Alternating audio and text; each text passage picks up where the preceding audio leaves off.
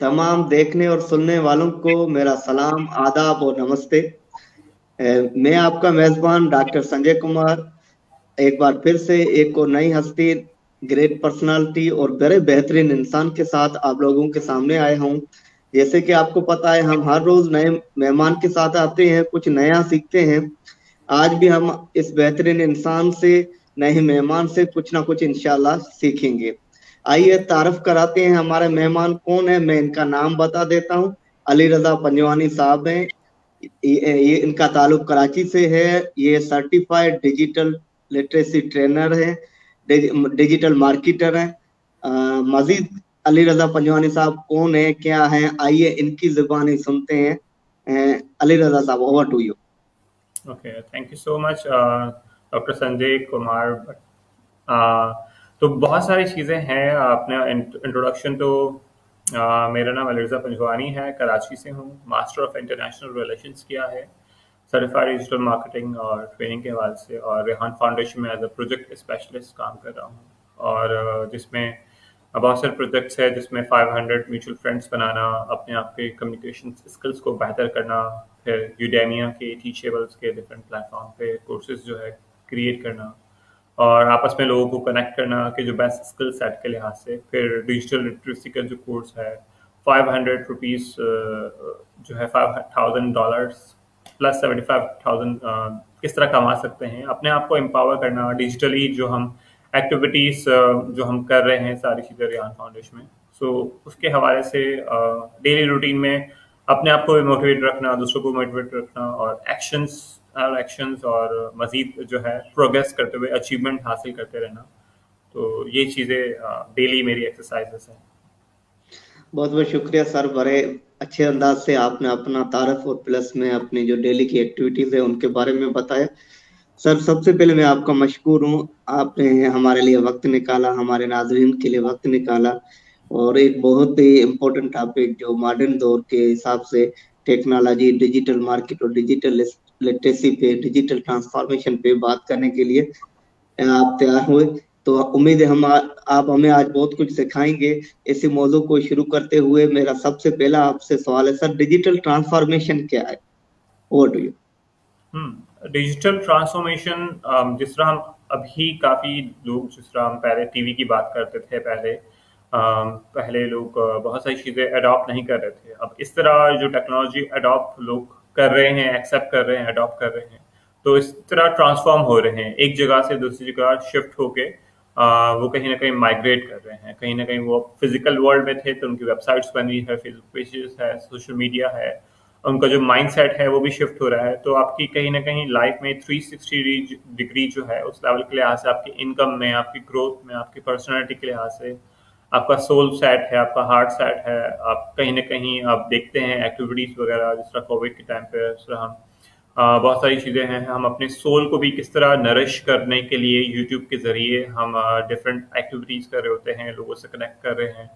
सो जिस तरह हम अपने हर चीज़ को बैलेंस करने के लिए भी बहुत सारे लोगों से मिलना पड़ता है, जुलना पड़ता है। अब कोविड के टाइम पे ये सारी चीज़ें नहीं थी, लेकिन फिर भी हम इंटरनेट की वजह से, डिजिटली चीज़ों की वजह से अपने आप को बैलेंस भी कर पा रहे थे। क्योंकि जहाँ हमारा जो इमोशनली हम डिस्टर्ब हो रहे हैं, और हमारी फुप्पी, चाची, खाला कहीं न कहीं हम इन्हें कोसते हैं कि हम मिलने आ जाती है बार-बार हमसे। लेकिन वो कोविड के टाइम पे हम बहुत ज़्यादा डिअटैच हो गए हैं। वो अब वो कोई आ ही नहीं रहा है हमें तंग करने के लिए, या कहीं न कहीं हम डिस्टर्ब हो गए हैं। तो वो जो इमोशनली एक अटैच्ड हम अपने फैमिली मेंबर से होते हैं, तो वो कहीं न कहीं डिजिटली वो हमें फुलफ़िल तो किया। इसी तरह हम बहुत सारे डॉक्टर्स, इंजीनियर्स और बहुत सारे लोगों से कनेक्शन हो रहे हैं। तो बहुत सारी चीज़ें हम कन्वर्ट किए, हमने वो चीज़ें ली हैं हासिल। इसी तरह काफ़ी लोगों ने अपनी फाइनेंशियल स्टेबिलिटी को, जहाँ वो गिर गए थे फाइनेंशियली लिहाज से, तो कहीं न कहीं उन्होंने एक नए अंदाज से देखा कि भई लाइफ में इस तरह भी जी सकते हैं, इस तरह भी पॉसिबिलिटीज़ हैं। अभी भी लाइफ में चैलेंजेस बहुत सारे हैं, बहुत सारे। सो कहीं न कहीं इंसान अपने आप को वापस से अगेन जानने की कोशिश कर रहा है कि हम किस तरह और अपनी इंसानियत और अपनी चीज़ों को मज़ीद बेहतर से बेहतर बनाएँ, जिसमें इंसान को अपने मेंटली, फिज़िकली, इमोशनली जो चीज़ों के लिहाज से अपनी बॉडी को कहीं न कहीं ढालना तो होता है। अब ये जो ऐज है हमारे पास, तो इसमें हम किस तरह ढाल सकते हैं? हम क्या एफर्ट्स कर सकते हैं इसके लिए। तो ये सारी जो हमारे पास है डिजिटल डाइट के हवाले से, हम डिजिटली क्या खाएं डिजिटली हमारी खुराक क्या होगी, तो इसमें हमारी स्किल सेट बहुत इंपॉर्टेंट है। इसी तरह हमारे पास जो हमारे इमोशनल है, तो उस इमोशनल को किस तरह कोप करना है, किस तरह हमें स्ट्रेस से भी बचना है, या स्ट्रेस जहाँ लेना है तो वाकई लेके हम वो चीज़ें स्ट्रेस करके लेके हम कर लें। इसी तरह फिर हम बहुत सारे अगर नॉर्मल बेसिक बेसिक चीज़ों की बात करें, अगर हमें कंप्यूटर मोबाइल फ़ोन भी चलाने आ जाए तो हम काफ़ी सारी चीज़ें कर सकते हैं। चाहे फूड पांडा हम मंगवा सकते हैं, हम चाहे जो है अपने एक उबर हो, टैक्सी हो, हम बहुत सारे लोगों से मिलते हैं। प्रॉब्लम कहीं ना कहीं हमारे पास अपनी प्रॉब्लम्स चाहे नहीं हो, या बहुत सारे लोगों के पास अभी भी प्रॉब्लम्स है, या कहीं ना कहीं बच्चे जो है स्कॉलरशिप के हवाले से, पढ़ाई के हवाले से बहुत सारे लोगों से कनेक्ट होते हैं, मशवरे लेते हैं कैरियर काउंसलिंग के हवाले से। सो हर एलिमेंट में, हर एज ऑफ ग्रुप के लिए बहुत सारे वसाइल हैं।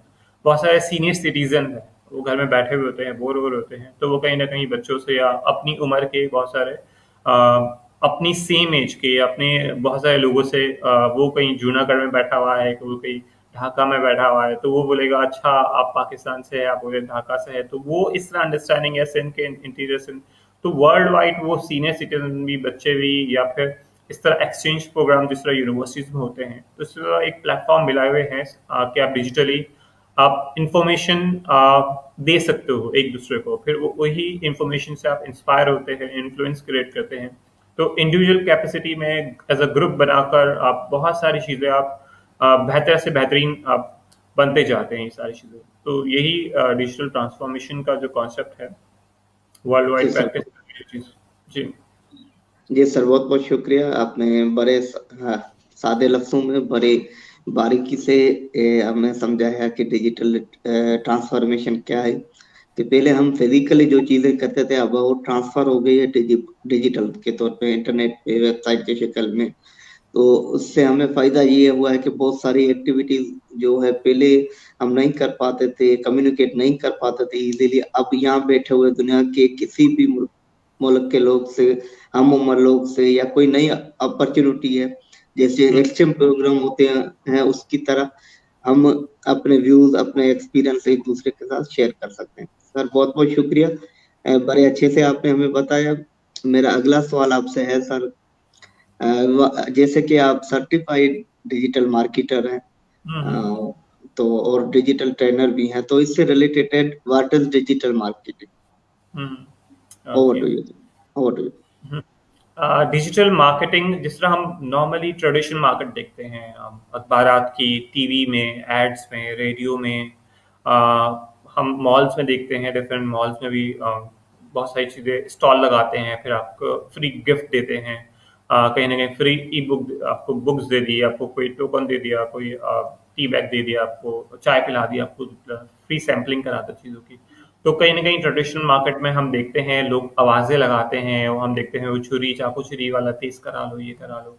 हर जगह कहीं न कहीं मार्केटिंग हो रही होती है, आवाज़ लोग लगा रहे होते हैं अपनी चीज़ों को बेचने के लिए, अपनी चीज़ों को सेल आउट करने के लिए। तो यही चीज़ें अब डिजिटल प्लेटफ़ॉर्म पे आ गए हैं। जहाँ हम बड़े इश्तिहारात टीवी की बात करते हैं, तो वही सारी चीज़ें टीवी से अब जो है फ़ेसबुक पे, ट्विटर पे, यूट्यूब पे, इंस्टाग्राम पे, इवन टिकटॉक पे, लाइक ऐप पे, और डिफरेंट अपनी खुद की वेबसाइट बनाकर, दूसरों की वेबसाइट बनाकर, डिफरेंट ब्लॉग्स पे, और कहीं ना कहीं इस बारे में लिखा जाता है कि आपकी प्रोडक्ट के बारे में लिखा जाता है, लोग लिखवाते हैं अपने प्रोडक्ट के बारे में, कंटेंट बनवाते हैं बहुत सारे। तो वो सारी एडवर्टाइजमेंट के जराए सारे जो इनकी जो रसाई है, क्योंकि अब सारी जो ऑडियंस है, खरीदने वाले जो लोग हैं और बेचने वाले लोग हैं, वो कहीं ना कहीं इंटरनेट पे घूम रहे होते हैं, वो चौबीसों घंटे दिन के कहीं ना कहीं स्क्रॉल कर रहे होते हैं। तो उस वजह से जहाँ आप फेसबुक में देखते हैं कि वहाँ एड्स आ रहे होते हैं हर चौथे या पांचवें पोस्ट के पास, अब डिपेंड है आपकी अपनी फ्रिक्वेंसी कितनी यूज है, तो उस हिसाब से अगर आप जितना स्क्रॉल करते हो तो आपको उतने हिसाब से एड आपको कंज्यूम भी कर रहे होते हैं कहीं ना कहीं। चाहे आप उस पर 10 सेकंड रुक जाते हैं तो उसका एक इम्प्रेशन काउंट होता है कि वो एक इम्प्रेशन है, आप उसको देखते हैं 30 सेकंड, आपको अच्छी लगती है, तो आपको कहीं ना कहीं वो नोट डाउन कर लेता है उसके कुकीज में, कि वो फिर आपको वापस वो ऐड दिखाता ही ज़रूर दिखाता है आपको इस तरह। तो इस तरह वो आप में डिजिटली एक जो है एडवर्टाइज़र जो है, कंपनी का जो ओनर है, वो अपनी मार्केटिंग करना चाहता है, एडवर्टाइज़ करना चाहता है अपने प्रोडक्ट को, सर्विसेज़ को, चाहे वो फिजिकली हो, चाहे वो एक कोई ट्यूशन पढ़ा रहा हो या कोई सर्विसेज दे रहा हो इंटरनेशनल मार्केट में, लोकल मार्केट में, चाहे फूड रेस्टोरेंट्स हो, फिर या टीचिंग है, या फिर बड़ी बड़ी कंपनीज होती है चार, तो वो अब जिस तरह दराज की बात करें, बहुत सारी चीज़ों की बात करें, तो इंटरनेशनली अलीबाबा है, जैकमा है, तो डिफरेंट प्रोडक्ट है सर्विसेज के हवाले से। फिर हम डिफरेंट सर्विसेज और देखते हैं, तो लोग कहीं ना कहीं इश्तिहारात हम कंज्यूम कर रहे होते हैं। तो टीवी में भी हम देख रहे होते हैं, एक टीवी शो शुरू हुआ, उसमें के बाद 5 मिनट आधे घंटे के बाद एक एड्स आ गई इस तरह। तो ये चीज़ें हर जगह है। आप गेम्स खेलो, गेम्स के दौरान भी जो है आपको रिवॉर्ड मिलने के लिए उसमें इश्तिहार आ रहा होता है कि आप 30 सेकंड का इश्तिहार कंज्यूम करोगे तो आपको वो टोकन मिल जाएगा या वो कॉइन मिल जाएगा। तो बच्चे अगर गेम खेल रहे होते तो कहीं ना कहीं वो भी अपनी एज के लिहाज से वो उनके जो एज ग्रुप की अगर एड्स चल रही है उस प्रोडक्ट की या सर्विस की, वो टॉयज की या वो चीज़ों की, या कोई कोर्सेज की किसी ने ऐड लगाया हुआ है, तो वो भी वो ऐड कंज्यूम करेंगे क्योंकि उनको वो रिवॉर्ड मिलेगा वो 30 सेकंड का। 30 सेकंड के बाद उनको वो टोकन मिल जाएंगे, 300 टोकन मिल जाएंगे वो चीज़ें।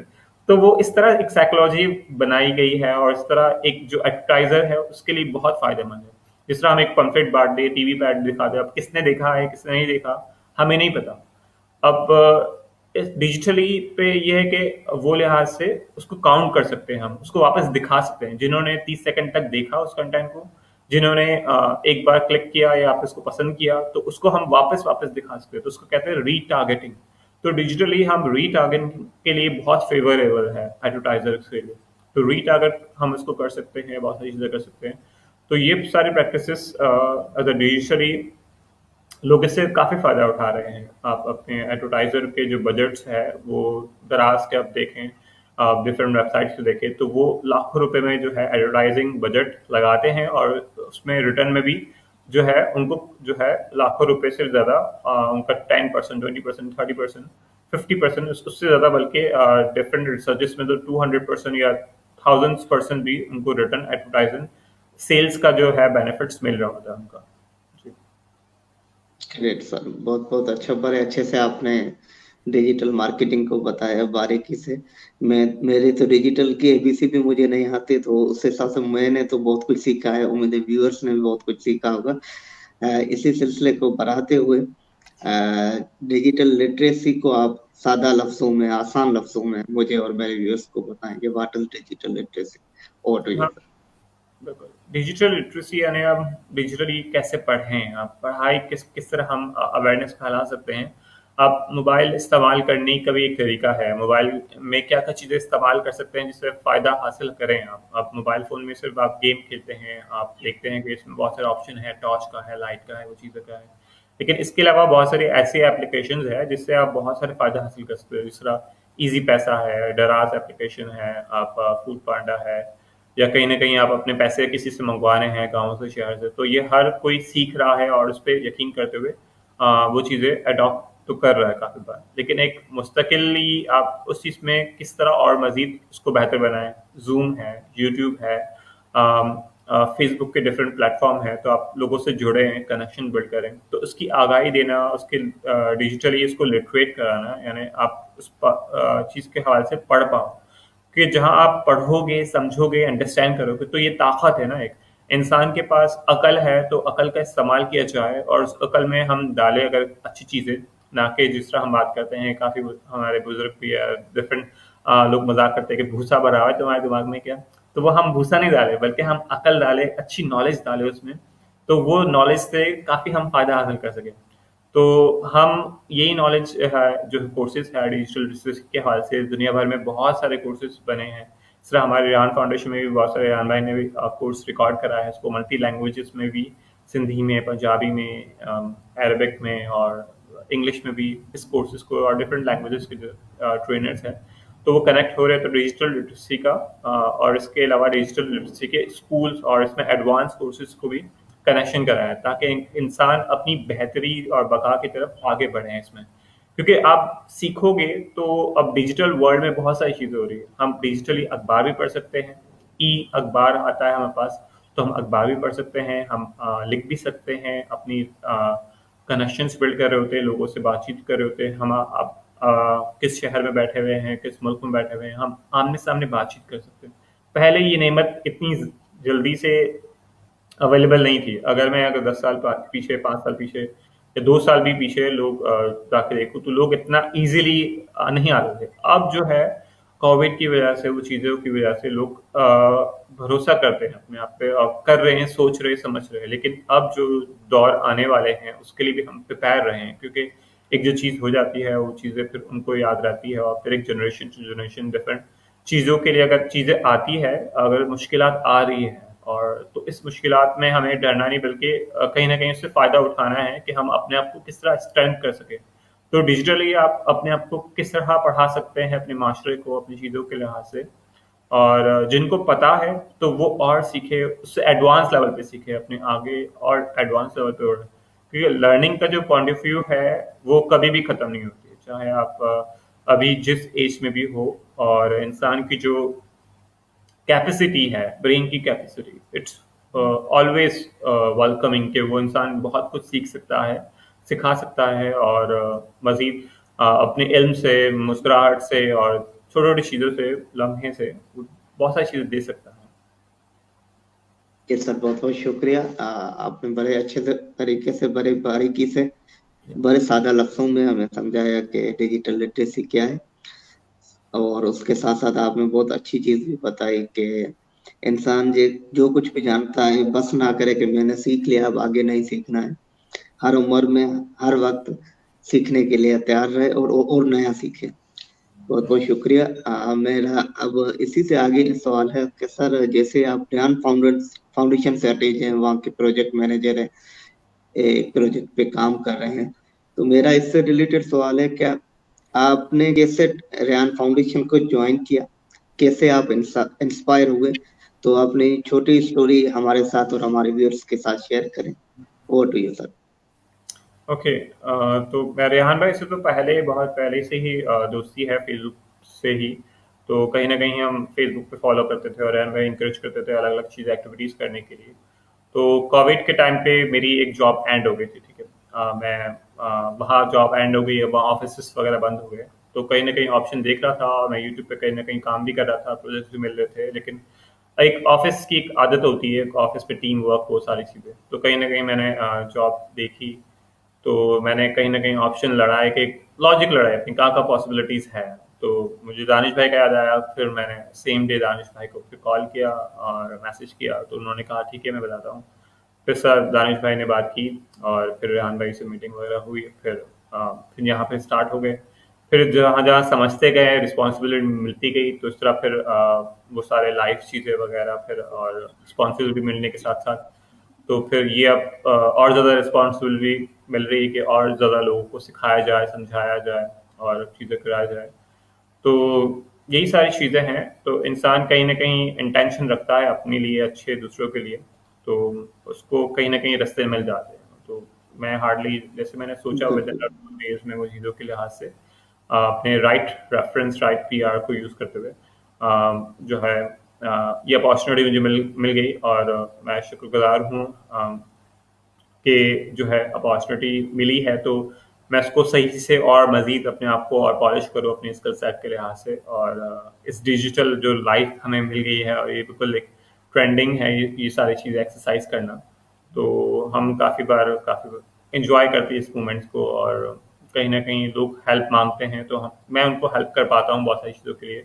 तो ये बहुत मज़ा आता है इस तरह कि कहीं ना कहीं बहुत सारे कनेक्शंस बन गए हैं, कहीं ना कहीं बहुत सारी चीज़ें हैं। सो ये छोटी-सी स्टोरी है जी सालाबाद। जी जी सर, बिल्कुल। बिल्कुल सर, आपने शेयर किया कि कैसे आपको अपॉर्चुनिटी मिली, आपने अवेल की, और आप चाहते हैं इस अपॉर्चुनिटी को और बेहतर से पॉलिश करूं और अच्छे से इसको निभाऊं, रेस्पॉन्सिबिलिटी को। यही मैसेज व्यूअर्स को है। बहुत से हमारे ऐसे नौजवान हैं, दोस्त हैं, वो अपॉर्चुनिटी को अवेल नहीं करते हैं। अपॉर्चुनिटी सबको मिलती है वक्त पे वक्त, लेकिन अवेल करना सीखें। ये एक आर्ट है कि अपॉर्चुनिटी मिले उसे अवेल कैसे करना है। तो यही आज का पैगाम है लोगों को। और सर, मेरा अगला सवाल आपसे है कि थोड़ा सा मार्केटिंग से हटके है, लेकिन मैंने आपकी प्रोफाइल पढ़ी थी, आप बड़े कंपेशनेट हैं। हुँ, तो कंपेशनेट क्या है आसान लफ्जों में? और दूसरा एक लफ्ज आता है पेशनेट। तो इन दोनों में क्या फर्क है? थोड़ा सा दो दो line over to you. 2 line तो नहीं, मैं ज़्यादा ही बोल दूँगा। कंपैशन ओके मैंने सर, ओके। किताब पढ़ी थी दलित लामा की। वो बहुत बड़े एक बुद्धा और बहुत सारी चीज़ें हैं। उनका एक फ़िलॉसफ़ी है ओपन हार्ट। तो वो कहते हैं कि आप जब किसी चीज़ के लिए, लोगों के लिए हेल्प करो और चीज़ें करो, तो आप कहीं न कहीं कंपैशनेट होते हो और वो चीज़ें के लिए आप कंपैशनेट करो। तो मैं हाशू फाउंडेशन की डिफरेंट मीटिंग्स वगैरह में जाता हूँ अक्सर, तो वहाँ पे भी ये वर्ड सुनता था, क्या कंपैशन कंपैशन की बात कर रहे हैं, तो वो चीज़ें सुनी, तो वो चीज़ें एक होता है आपका पैशनेट कि आपको जो जस्तजू है वो आप हासिल कर लें, आप उसकी तरफ आपकी फायर है, वो आप चीज़ें कर लें। लेकिन आप कंपैशन, आप एक चीज़ को हासिल करना चाहें तो आप बिल्कुल उस चीज़ के लिए आप केयर करें, उस चीज़ के लिए फिर मज़ीद जो है आप लोगों को हेल्प कर रहे हो। और कंपैशन में आपकी जो अपनी प्रैक्टिसेस है, कहीं न कहीं आपका केयरिंग का जो एलिमेंट होता है, आप लोगों से जो है, जो लोग दर्द में हैं, बहुत सारे लोग दर्द में हैं, सफ़र कर रहे हैं, तो उनके लिए आप किस तरह अपने आप को उनके लिहाज से अपने आप को ट्रांसलेट कर सको, उसके लिहाज से आप अपने आप को, एक सिंपैथी का एक वर्ड भी होता है। तो मैं वो प्रैक्टिस करता हूँ कि जहाँ लोगों के पास दर्द है, तकालीफ है इंसान के पास, तो उसको हम एटलीस्ट समझ सकें, उसको अपने लिहाज से और उनके लिहाज से कहीं न कहीं कुछ अगर एफर्ट्स कर सकते हैं, ना कि उनको झुड़क दिया जाए, ना कि उनको इग्नोर कर दिया जाए, उनको कहीं न कहीं रास्ता बताया जाए कि आप ये कर लो तो आपके जो चीज़ें हैं डायरेक्शन, वो थोड़ा होते हुए आपको कहीं न कहीं मंज़िल जो आप चाहिए है, जो आप दुनिया से माँग रहे हो, इस दुनिया में आप तकलीफ़ में हो, सफ़र कर रहे हो, तो वो आपको मिल जाए। कोई लोग जॉब के लिए, स्टडीज़ के लिए, स्कॉलरशिप्स के लिए, पैसों के लिए, बहुत सारी चीज़ों के लिए तकलीफ़ में आ जाते हैं। टाइम बीइंग तकलीफ़ बनी नहीं किसी को देने के लिए। हालाँकि तकलीफ़ भी एक बहुत मुश्किल वो चीज़ें हैं। तो उसको तकलीफ़ से निकालना हम हर इंसान की बस की बात नहीं है। तो ये तो बस अल्लाह ताला हमें कहीं न कहीं हिम्मत देते हैं, कहीं न कहीं सलाहियत हमें मिल जाती है कि हम किसको किस लम्हे तकलीफ़ दे सकें। किसी का अगर बाइक से हम जा रहे हैं, हेलमेट गिर जाता है, उसके हाथ में उसके बच्चे भी है, बीवी भी बैठी हुई है। अब वो झुकेगा, बाइक साइड में करेगा, अगर मेरी कैपेसिटी है, मैं थोड़ा-सा अपनी बाइक से उतर कर उसकी उसका हेलमेट उठा के दे दूँ, है ना? तो मेरे पास ये कैपेसिटी है और मेरे अंदर वो जज़्बा है कंपैशन का, तो मैं कर सकता हूँ, मैं क्यों नहीं कर सकता? अब कोई बच्चा है, गुज़र रहा है, कुछ चीज़ें हैं, रोड पार करना चाह रहा है, कुछ करना चाह रहा है, कोई मुझसे एडवाइस करता है, कुछ माँगता है थोड़ी बहुत चीज़ें जो मैं दे सकता हूँ, तो मैं दूँ ना। या उस दर्द के लिए अगर मैं उसको अगर समझ सकता हूँ कि मैं उस चीज़ के लिए, सो आप ओपन टू हार्ट, आप उस चीज़ के लिए कितना, उस सफ़र, उस दर्द के लिए आप कितना आप उसको दे सकते हो, क्या कर सकते हो उसके, ताकि उसको जो है कहीं न कहीं उसका वो जो सफ़र जो है, उसको अगर अकेलापन महसूस हो रहा है या वो चीज़ें हैं, उस लिहाज से वो हम कम कर सकें। जिसमें हम उसके लिए एक दरवाज़ा खोल दे सकें, हम काइंडनेस कर सकें, हम उसको अपने वर्ड्स से, अपने उसको हाथ मिला के, गले लगाकर कहीं न कहीं हम अपनी डेली रूटीन में जो चीज़ें हैं, हम अपनी काइंडनेस से, फ्रेंड्स एंड फैमिली से और बहुत सारी चीज़ों से हम इस तरह अपने कंपैशन जो चीज़ें हैं दुनिया में हम कर सकते हैं। तो उसमें बहुत सारी किताबें भी लिखी गई है, बहुत सारी चीज़ें भी गई है। तो इसको प्रैक्टिस करना, कंपैशन टू प्रैक्टिस, ये करना बहुत मुश्किल है, लेकिन हम कहीं न कहीं छोटी-छोटी चीज़ों से कर रहे होते हैं और मैं भी यही सारी चीज़ें है कर रहा होता हूँ कि कोशिश करता हूँ कि हम करें, रिलेशनशिप बिल्ड करें लोगों से और कहीं न कहीं लोगों को सुनें। जिस तरह हम और आप अगर आप इंटरव्यू ले रहे हैं, वो चीज़ें कर रहे हैं, तो हम कहीं न कहीं एक-दूसरे के ताउन से बहुत सारी चीज़ें करते हुए, वो भी एक कंपैशन है हमारा एक। तो बिल्कुल। ये बहुत सारी चीज़ें हैं। जी। जी सर, बहुत-बहुत शुक्रिया, आपने बड़े अच्छे से डिफरेंस बताए कंपेशनेटेड और पैशनेट में। मैं जो सर समझा हूँ, आप शायद करेक्शन करना कि compassionate means empathy, passionate means sympathy. Is it right? Compassion तो एक आपका है, कंपैशन में आपके सफ़र, जो लोग सफ़र कर रहे हैं, उनके लिए आप किस तरह सिम्पैथी और एम्पैथी सारे एलिमेंट्स आप डाल दो उसके लिए, बस खुल के आप उसके लिए अवेलेबल रहो, उस चीज़ों के लिए, आप उन चीज़ों के लिए। और पैशनेट तो आपका एक पैशन है, जज़्बा है, फायर है आपका, चिंगारी है आपका, जो है क्या करना चाह रहे हो, तो आप उस जो है पैशनेट की तरफ, तो पैशन एंटरप्रेन्योर, तो जो कहीं न कहीं लोग जो बिज़नेस करना चाह रहे हैं, कहीं न कहीं लोग अपने बहुत सारी चीज़ें कर रहे होते हैं, तो उस लिहाज से पैशनेट, तो उसको वो जी सर, बिल्कुल। जी, जी सर, और जी सर। Okay sir. जो मैं समझा कि जो मैं समझा हूँ, कंपनसेट में आप रेडी टू हेल्प होते हैं, और पेशनेट में मतलब आप में फायर होता है, पैशन होता है, जज्बा होता है। बहुत बहुत हम्म। शुक्रिया इसको एक्सप्लेन करके, खास तौर पे मुझे समझाने के लिए। Thank you so much. मेरे साथ व्यूअर्स भी समझ चुके होंगे क्योंकि आपने बड़े आसान सी जुबान में समझाया है। तो हम्म। सर, इसी सिलसिले को बढ़ाते हुए एक और मेरा सवाल है आपसे, क्योंकि मैं आपका ज्यादा वक्त नहीं लूंगा, एक दो सवाल और ही करूंगा कि सर, कि वो कौन सी तीन पर्सनालिटीज हैं आपकी लाइफ में जिनसे आप इंस्पायर हुए हो और जिनसे आपने कुछ ना कुछ सीखा हो। तो जो सीख आपने सीखी हो वो सीख हमें भी सिखा दें, हमारे व्यूअर्स को सिखा दें। और तो ये सर। पर्सनालिटी तो बहुत सारी है मेरे, बहुत सारे मेंटोर रह चुके हैं। कहीं न कहीं मैं जो हूँ अपने पेरेंट्स से, अपने फैमिली मेंबर से, अपनी सिस्टर से बहुत इंस्पायर हूँ कि कहीं न कहीं बहुत सारी चीज़ें सिखाई है। फिर कहीं न कहीं अपने टीचर्स से जो है, दानिश भाई है, रेहान अल्लाहवाला है, फिर कहीं न कहीं बहुत सारे जो है और मेंटोर्स हैं जिस तरह हमारे पास डिजिटली है। आप लोग सबसे मैं सीखता रहता हूँ। फिर कहीं न कहीं जो है जो हमारे नबी सल्लल्लाहु अलैहि वसल्लम है, हज़रत मोहम्मद सल्लल्लाहु अलैहि वसल्लम, हज़रत अली है, हज़रत अली जी अलैहिस्सलाम, सर। और फिर हमारे प्रिंस करीम आगा खान हैं, हमारे इमाम भी हैं। तो मैं उनसे और उनकी तालीमात से बहुत सारी चीज़ें सीखता रहता हूँ एवरीडे। उनकी स्पीचेस से, उनके जो रिकॉर्ड्स है, तो अब तो मेरे पास डिजिटली बहुत सारे कंटेंट अवेलेबल है। तो दानिश भाई है, दानिश भाई सीखना है, डायरेक्टली हम कांटेक्ट कर लिया उनकी चीज़ों से। अब जो इसरा पैगंबर है, औलिया है, सारे उनकी जो डॉक्यूमेंट चीज़ें हैं, हमें जो चीज़ें मिलती है और प्रैक्टिकली जो चीज़ें हैं, सो उनको अपडेट करते रहना, उनको लॉजिकली, इमोशनली, स्पिरिचुअली आपके वो चीज़ों के लिहाज से आपको अपने हर दौर के लिहाज से उसमें कहीं न कहीं आप किस तरह अडॉप्ट कर सकते हैं वो नॉलेज को, दैट इज़ मोर इम्पोर्टेंट। तो वो चीज़ों के लिहाज से आपको अपने अलाइन करना, सिंक करना बहुत ज़रूरी है। अगर आप उस लिहाज से अडॉप्ट नहीं करोगे अपने हालात के लिहाज से, सो उसमें वो चैलेंजिंग है। तो यही सारी चीज़ें मुझे अपील करती है, और वो फेवरेट पर्सनैलिटी इसी वजह से ही, ताकि वो उनकी जो गाइडेंस है, वो चीज़ें हैं, वो करंट दौर के लिहाज से बहुत ही ज़्यादा रेलेवेंट और उसमें एप्लीकेबल है इसमें। जी सर, बहुत बहुत शुक्रिया। आपने अपनी जो फेवरेट पर्सनालिटीज हैं उनके बारे में हमारे साथ शेयर किया, और जी। बहुत सारी बातें की हमारे साथ। सर, मैं चाहता हूँ बातें और भी करें, लेकिन मैंने आपसे प्रॉमिस किया था कि मैं आपसे 30 मिनट से ज्यादा नहीं लूंगा। तो इसी प्रॉमिस पे, इसी कमिटमेंट पे रहते हुए मैं बस आपसे एक रिक्वेस्ट करूंगा, फाइनल मैसेज दे दें तो फिर हम वाइंड अप करें। Over to you sir. आप लोग टाइम कंज्यूम कर सकते हैं, टाइम ले सकते हैं, नो इश्यूज। टाइम अवेलेबल होता है, आप लोग के लिए तो होता है टाइम। आप लोग सवाल पूछेंगे तो कहीं ना कहीं आप लोग बेहतर हो रहे होंगे, तो आप लोग 10 लोगों को, 20 लोगों को, 50, 100, 1000 लोगों को इन्फ्लुएंस कर रहे होंगे। आपका एक इंटरव्यू देखा जा रहा है, ठीक है? तो इसकी वजह जी से आपकी जो अपनी कम्युनिटी है, फिर मेरे फ्रेंड्स हैं, मैं भी शेयर करूंगा, तो इस तरह बहुत सारे लोग इस तरह देख रहे होंगे, कहीं ना कहीं एक चीज तो सीखेंगे। तो ये एक चीज जो सीखना है ना, आपका एक चीज बेहतर होना, वो वन स्टेप आप टेक करते हैं, तो यही आपकी एक लाइफ में आपकी अपनी एक विनिंग है। अगर हम कुछ कंट्रीब्यूट करते हैं किसी की लाइफ में, चाहे हम एक स्माइल से कर रहे हो, एक सेशन से कर रहे हो, अगर कोई स्क्रॉल कर दो, 1 सेकंड भी रुक जाता है, तो ये हमारे लिए एक विन है।